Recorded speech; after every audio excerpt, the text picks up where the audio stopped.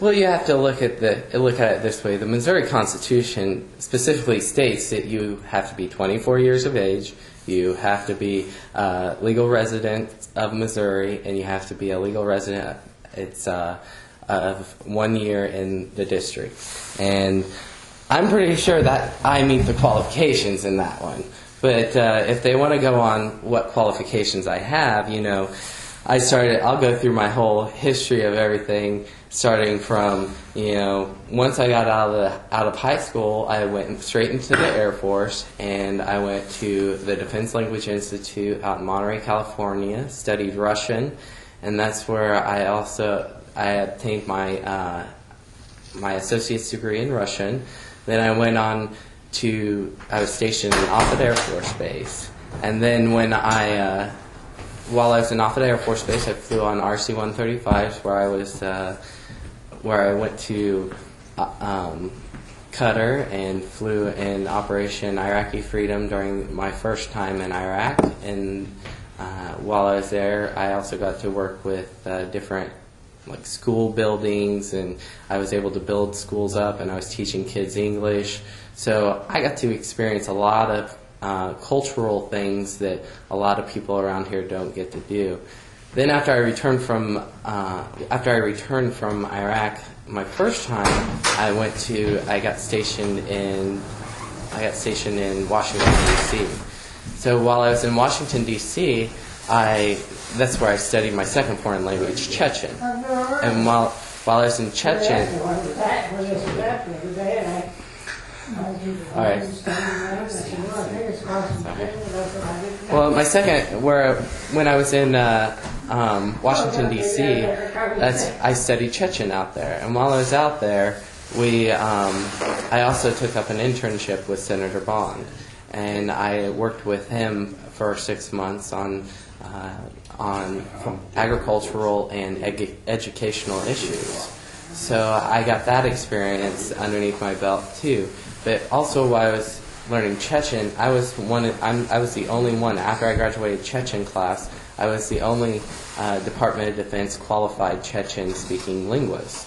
So that entailed me to have to go to all different types of hearings for Chechen human rights cases against Russia, or political asylee cases that the Chechens that came to America and they wanted to become political asylees.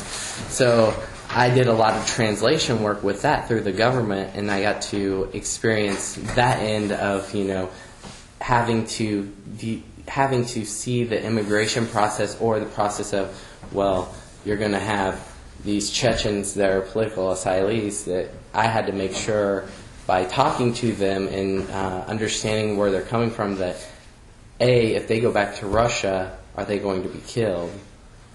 B, if they stay here, how are they going to be a productive member of society?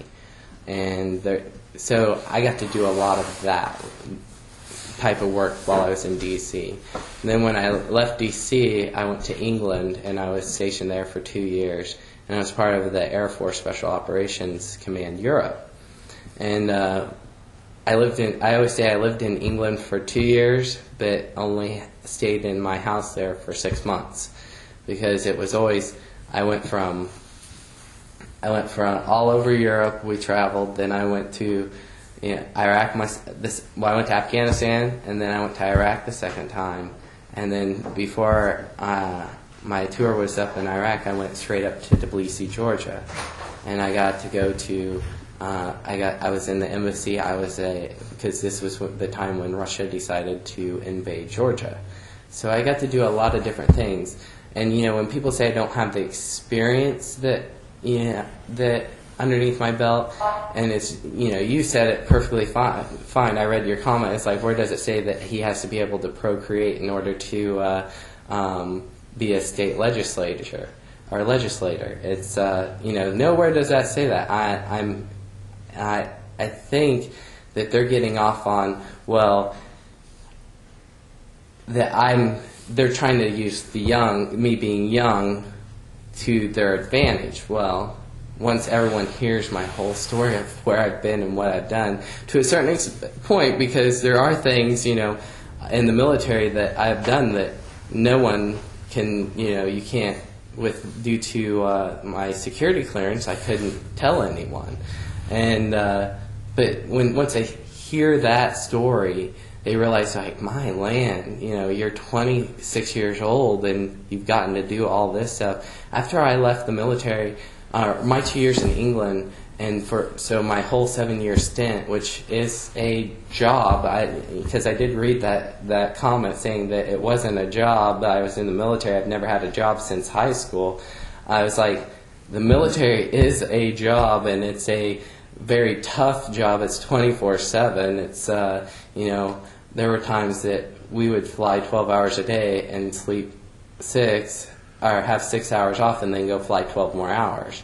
So, you know, that's pretty tiring on some, you know, on people. And after 7 years, I think that I got to visit 35 different countries. I got to, you know, meet numerous people, heads of state and stuff, to be able to do my translations while they would come visit. Either they'd come visit England, or they'd come visit the bases in different areas, or we'd go visit their bases and they'd come around and I would have to translate for the American delegation as well. So, you know, I don't know. I think that I'm really qualified for the job, and but though the thing is, it's not